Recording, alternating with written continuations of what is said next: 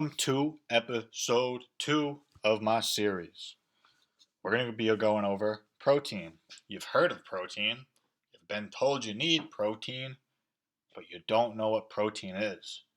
That's kind of a problem. And we're going to solve that problem today. If you want the short answer, protein's pretty much everything. If you want the nerd answer, stay watching. So, without these pictures, on the left, we got a bro buying protein, but he has no idea what protein is. Don't be ashamed of it if this is you. It was me for most of my life. It's pretty much everyone, honestly, with every supplement. But on the right, we have protein synthesis by the ribosome. This is this chemical reaction on the right is fundamental to life, and it's actually pretty amazing that it occurs. It's universal to life. But anyway, so as a macromolecule, what is protein? Well, what's a macromolecule? If you're a noob, a biology noob, macro means big. A molecule is a bunch of chemicals bonded together. Don't worry about what a bond is or what a chemical is. We're not philosophers. So protein refers to the chemical composition, and it's basically a bunch of amino acids joined together through peptide bonds. Peptide is synonymous with protein. Protein and peptide are interchangeable terms. So, see this thing done at the bottom right?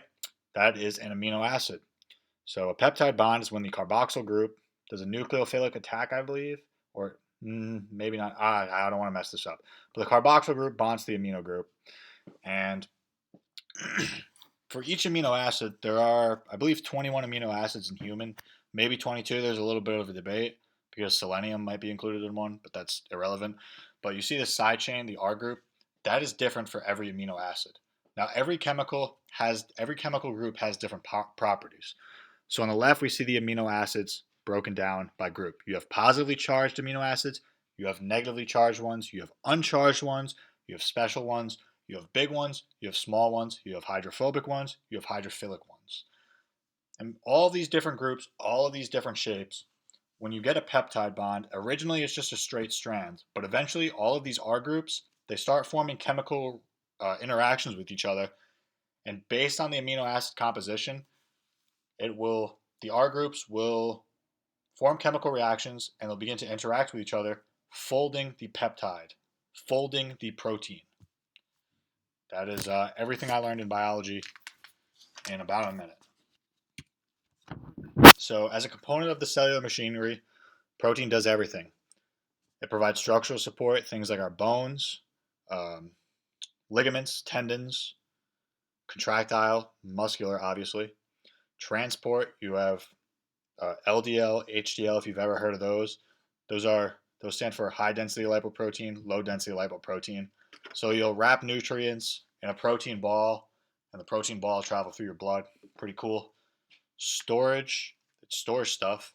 Hormones. A hormone is a long range signal that travels throughout your body. An enzyme. What's an enzyme? An enzyme is actually the coolest thing ever. It is basically a protein machine that it just keeps going. Very big. It's a protein machine. And then protection, obviously. You have your immune system uses proteins to recognize foreign invaders. So those are all pretty important functions. And our bodies make custom proteins to do this. But how do they do this? Well, we need to take a step back before we answer that question and discuss deoxyribonucleic acid, aka DNA. DNA is information storage in the chemical form. What is information? I don't know. Pretty hard to explain. It's DNA is the set of instructions for synthesizing proteins. On the left, we have the double helix, which was the double helix structure of DNA with the phosphate backbone, 3' to 5', which was discovered by Rosalind Franklin and Watson and Crick. On the bottom right, we have the chromosomal structure of DNA, which is just a bunch of DNA wrapped together. So, what do I need to know? Your DNA is a code for making your proteins. That's the gist of it. This is the central dogma of molecular biology. This is what my college courses prepared me to say. You have DNA, it's transcripted to RNA. Then RNA is translated to a protein, and that is literally how life works. So how does DNA get transcribed and then eventually translated? Well, proteins do that. But then you get into a chicken egg scenario. But you don't, because RNA can also store information and act as an enzyme.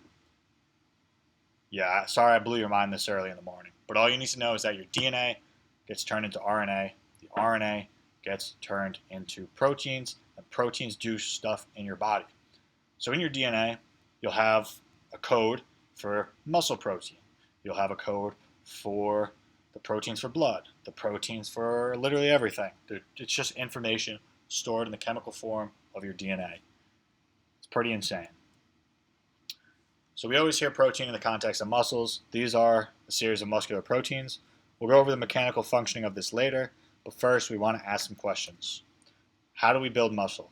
We're going to answer this question from a nutritional, mechanical, and hormonal standpoint. What are the nutritional prerequisites for generating muscle? What are the mechanical stresses which generate muscle? Which hormones, which cell signals, which signaling cascades can be used to build muscle? How do I trigger all these things? How do I get yoked is what we're trying to answer. So I'll see you next episode. Thanks for watching.